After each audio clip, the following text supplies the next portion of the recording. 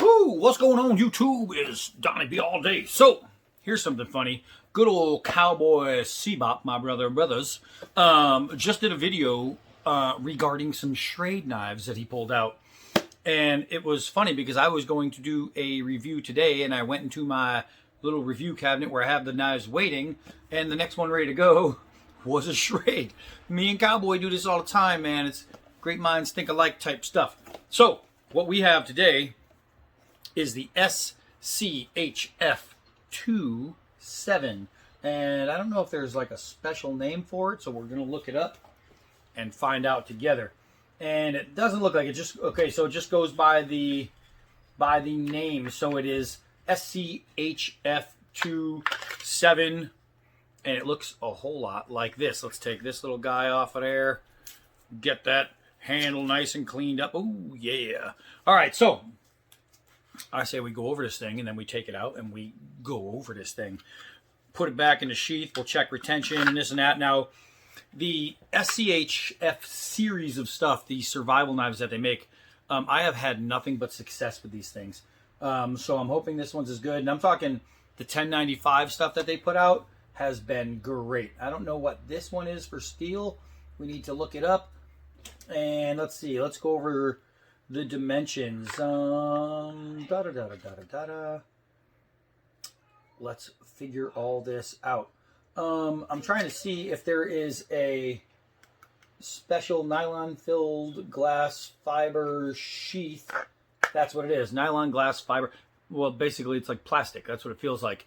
You do have a nice belt loop. This is not an on-off the belt, but it doesn't matter. It's just a really good one. And I think it's molded, so it is not ambidextrous. It is just straight up on there.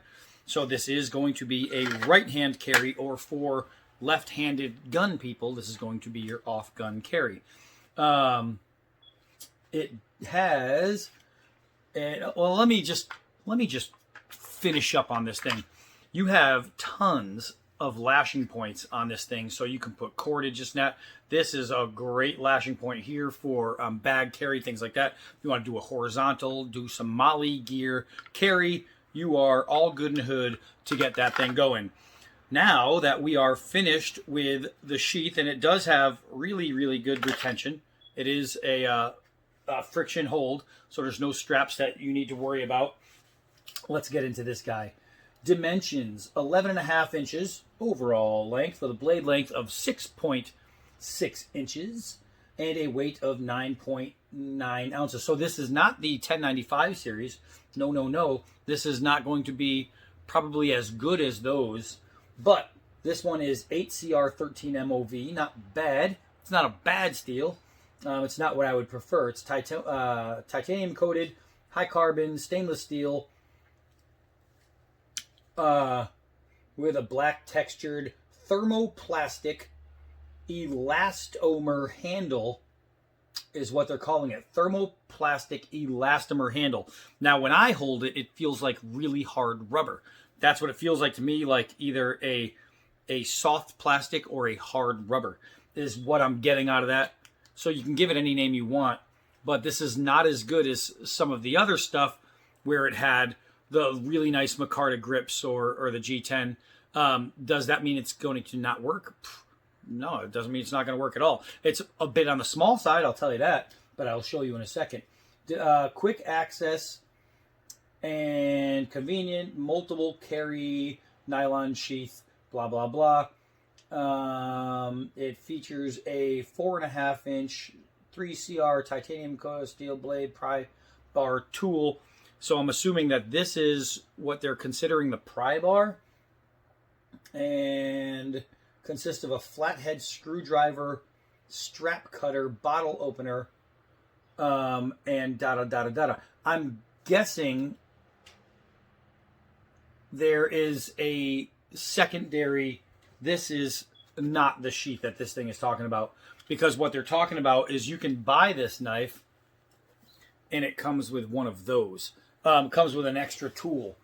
This is not that. So everything is there except the sheath is a little different than what it, I'm assuming this is like a Kydex because this is plastic. So scratch the whole sheath part, scratch that whole tool part.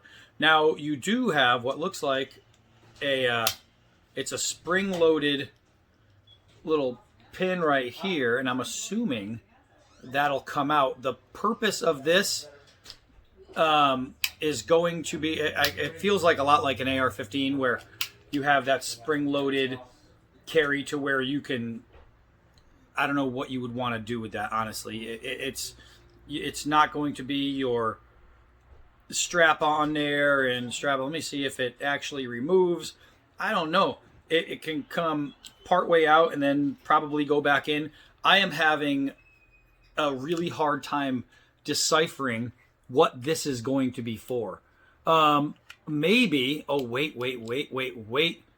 Scratch all that noise. Okay, so something just came to my attention. That is actually in there. Hold on, let's have a say what moment. Say what? So, I guess the sheath is exactly what it said it was. You have the multi-tool. You have the little gut hook right there. You've got the opener. You've got the screwdriver.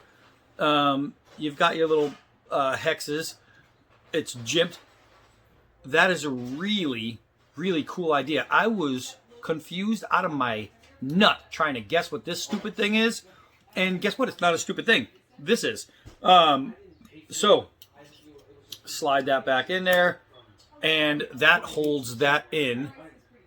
And I have to say, now I like that. So,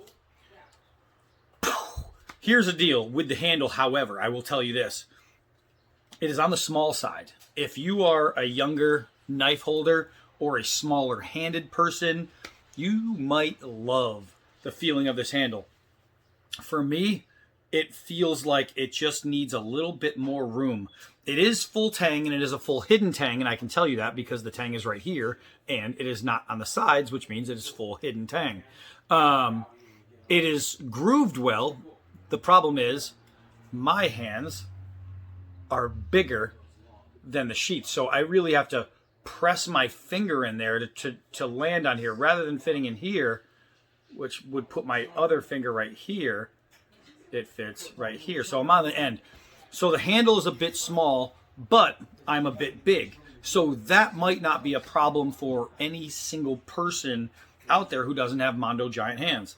I think it is a touch weird that this part doesn't meet up with this part, which would A, make us a little bit bigger, a little bit better, and B, it would give that choil-esque type feel right there.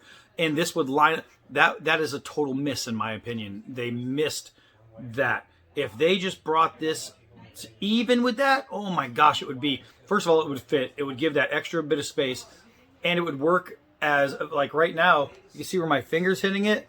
It should be down here hitting it, not up here hitting it. The finger choil, I guess you can call in the blade, is pretty tight, but even though my finger is on the edge, it doesn't feel like I'm going to chew myself up too much using it to do whittling. So while it's not good, it's not bad. You do have this stuff right here. I don't know if that's more of a decoration type thing or not, but it is what it is. You got a little thumb hold right here to give you a pull as you cut. Doesn't really matter to me. I'm not a fan of that. It is a pretty thin blade. It looks like it's 3.5 millimeters maybe. I'm not 100% sure. I don't have a tape near me, so I'm not going to measure it. It's pretty easy to look up. It looks like this. So, what we need to know, though, is does it work? Is this thing a good blade? I have to say it's more comfortable in the reverse grip than it is in the foregrip. But let's go outside. We got some fresh cut wood, so let's go see if we can't dent up some of it. All right, so here we are at the old stump. Let's test this little guy. So 4 feet from tip to stump is our drop. We don't want to drop it too short because it doesn't tell us balance. So we're going to hold it very, very high in the air, boop, and drop it. Now, if you're hearing a little rattle or ding, it's because of this little guy right here. So it's not a bad rattle or ding, which is normally something you'd hear with a loose guard. So here's a really good look at that whole construction. That right there, that was, it took me by surprise. That was pretty cool. So the balance, you can see, is pretty decent. Pretty decent. It seems like it's a bit heavy to the rear, but it's only because it's got that extra blade in there. So you can see it's pulling when I drop it to the side where that little tool is. That's where the extra weight is, right here. And so that's just changing it a little bit. We'll do a couple hard downward throws. We do this to test the tip. We do this to test the bite, and we do this to see if scales will loosen. Oh my gosh, that was really... All right, talk about bite. That thing's got some bite. And again, the rattling you'll hear is from that little spring. Oh my gosh. Okay, so downward throws, we are getting almost 2 inches, or about 2 inches of blade in that hard downward throw. Have to say, that's pretty good. Let's see. After a couple throws, oh hey, look at that. I wonder if I can collect it all, because it's kind of a little breezy out here, but holy mackerel. I'm going to lose so much of this hair. That is literally a nice clear spot right there. So this thing comes pretty darn sharp.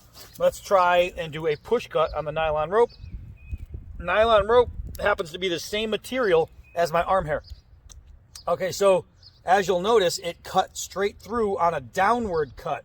It didn't go all the way through, so while it's sharp enough to pull hair, it is not so razor sharp that I can do a push cut with. So now what I'll do is the same cut. I'll go push with one saw action, and it clears it up. So it is sharp enough to just go zip, zip, and get through a 1/2 inch nylon rope.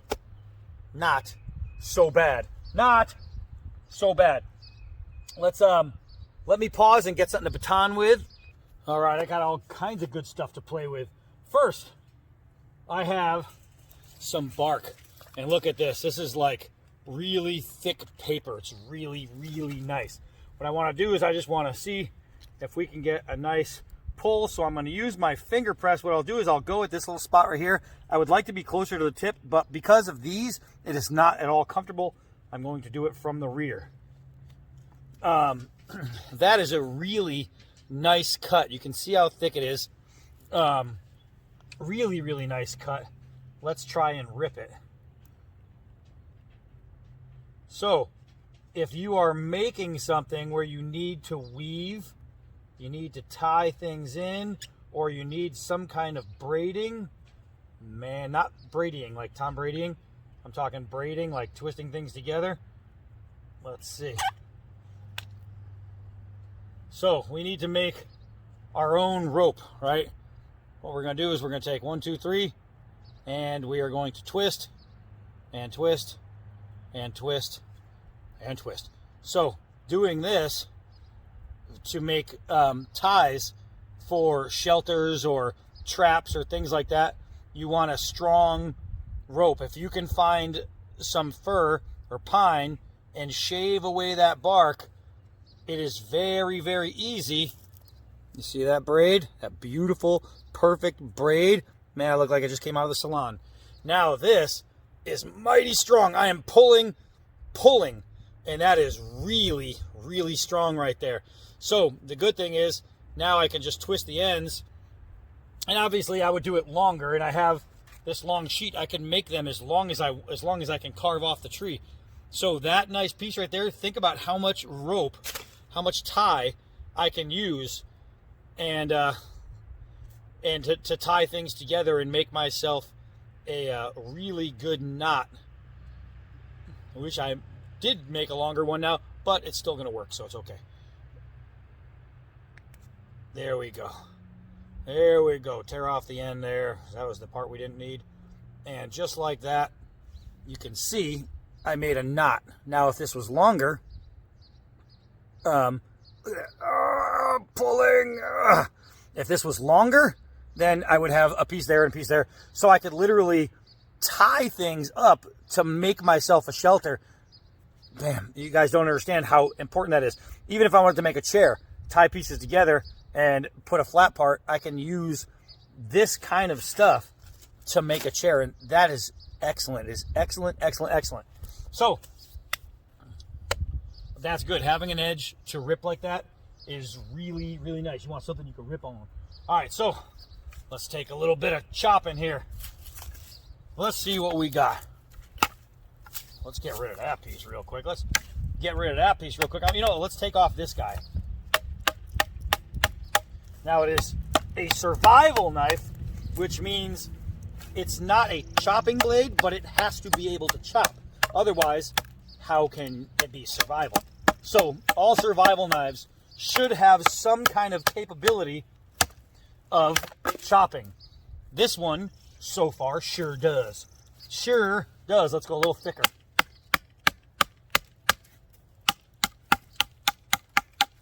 Easy.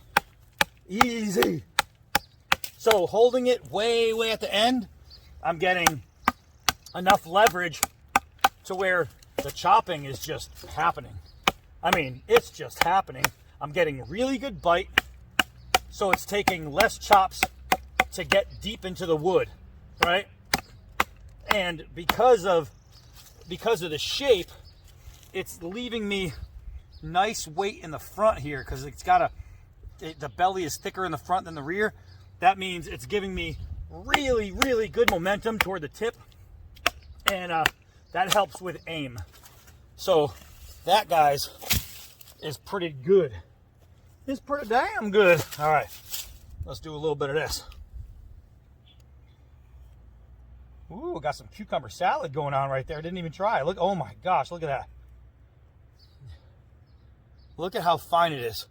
Hitting the green, but not the white. That means I can skin something.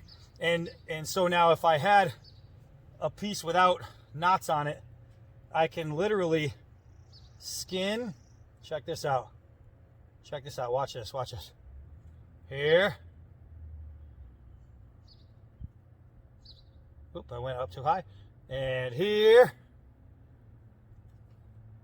And here we'll choose this spot right here. Right there. So now, remember those braids we did? If I pull on these, they're extremely weak and they will snap. In a heartbeat, they will snap. So what we're going to do is we're going to do their braid again. This time we're going to make a nice tight braid. You got to be careful making a tight braid though, because they will snap if you pull on them before it is braided. So I'm just going to hold it together. I'm going to wrap it around. If I can actually get it to wrap, there we go. Normally I'm a rock and roll guy, but today is all about wrapping. Oh yeah! All right, so here we go. And you can see that just by doing little twists, man, that eventually you'll end up with these really sweet braids, and what you'll have is just stronger, last longer type stuff. And that, right, so now it's all braided. I'll just give it a little twist, and that's the part that wasn't set. Here's the part that is. I'll pull. There we go. Do you see how much pressure it took me to pull that and break it? And that's off skin. There's nothing to it. That was skin. So imagine if you braid some, and then you braid some more, and then you braid some more. Now you have three of them. You braid those together, and you have a pretty strong rope. So just a little tip. Now let's do some actual feathering. We'll get beyond all that. Oh yeah. Now we're into the wood. Now it is good. Good, good, good. Now a lot of these are falling off, and they're falling right below the blade. Let me get a better angle because I am trying to do it for the screen. Look at this. Look at that, man. That is pretty darn good. So let's make a spear tip. It's gonna be a spear tip. You can use the arrow tips. You could use them for tent spikes. You could use them for anything you need pointy. I am a pit spike guy, so I like to make my pit spikes. If I have big game, I'm gonna use a stick this size. If there's big stuff around me, not big game, but big predators, you know, you're gonna want to make some good spikes around your camp. And that way, if something comes through to the tent to smell what you are, it's gonna step on these things and it's gonna run away. If you dig a hole and you put these in the hole, then gravity will, if you loosely cover the hole, when it steps on it, then gravity will pull it down onto the spikes and you will eat. Look at this. Look at this. I can't tell you the importance of chopping a tip rather than just shaving. So once you get down, now you can just do this and whittle your way to a point. And this thing, so far, it is mucho bueno. So that is not bad. That is not bad at all. Let's do some pushes here. Oh yeah. Easy, easy money. Guys, this stuff is really, really easy. It's really, really, well, easy. So let's do some cross-cut batoning. We're just going to take it at an angle and knock it down. This just, doing it this way, just saves the blade a little bit. All right, so we're just going to knock some out.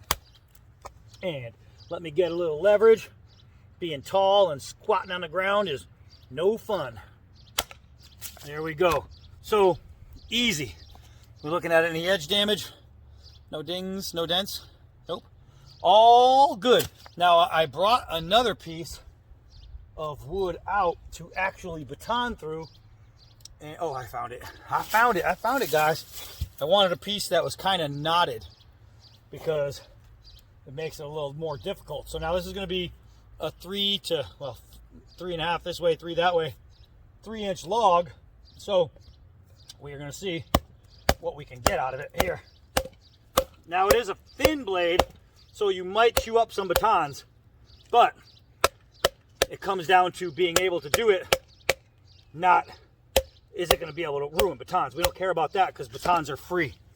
All right, so let's keep going here. I'm just going to hammer on that end.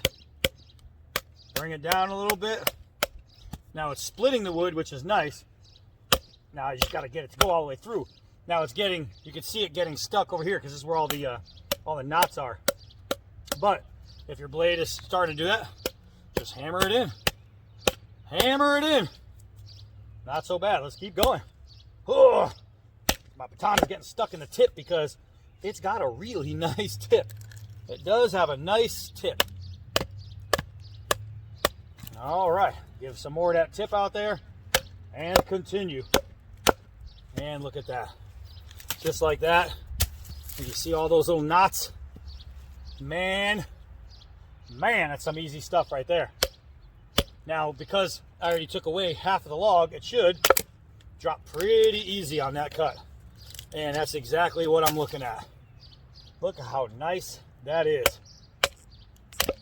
Get right here. I'm in the knots. Yes, I am. No, I'm not. Okay, here we go. Okay, now knots are really hard. And if you're going to jack up a knife edge, that's where you're going to jack it up. Let's see if there's any warping. Nope, it is very, very smooth. There is no edge damage at all. So I have to say, this thing is pretty good. Now, those of you who have been with me for a while, or even if you've just watched some old videos, this is not my original stump. My original stump was a little bit smaller. This one right here is probably between 50 and 70 pounds.